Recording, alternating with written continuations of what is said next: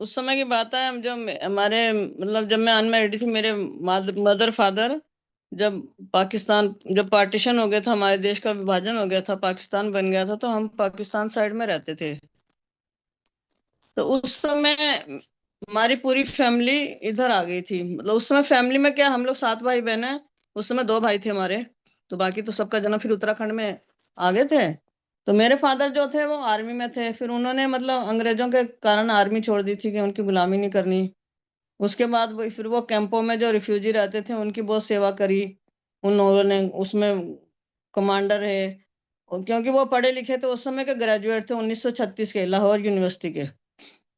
तो वो जब हमारे आए, हमारा एक छोटा सा कश्मीरी ब्राह्मण सभा थी, पिपलिया गांव का नाम है, रुद्रपुर के पास उत्तराखंड में। तो वहां आके बस गए थे सारे। तो वो जितने भी अपने रिफ्यूजी थे ना, सबकी है, क्योंकि पढ़े लिखे सबसे ज्यादा थे, तो उनको उनके नाम से कोई नहीं जानता था, सब बीए साहब कहते थे, बीए साहब उस समय, बीए बाबू। तो वो उस समय सरपंच बने, तो वो लोगों की बहुत ही हेल्प करते थे। तो फिर हमारा जन्म तो बाद में हुआ, खैर। लेकिन जब हम बड़े हुए, होम्योपैथी के डॉक्टर भी थे वो।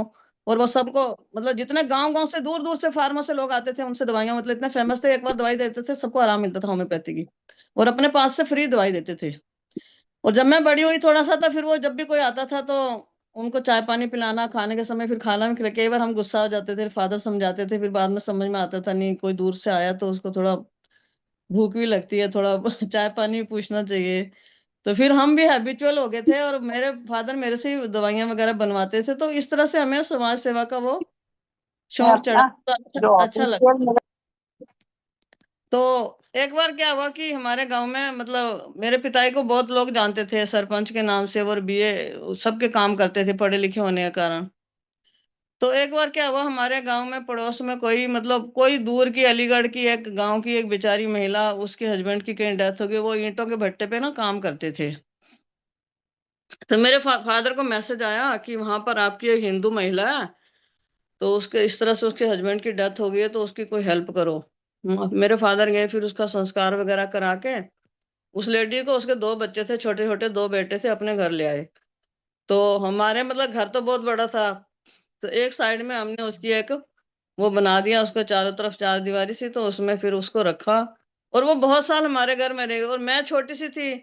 उसको जो भी खाने पीने की जरूरत होती, पहले तो हम लोग खुद ही करते थे, फिर वो गांव में सबका साफ सफाई का काम करती थी।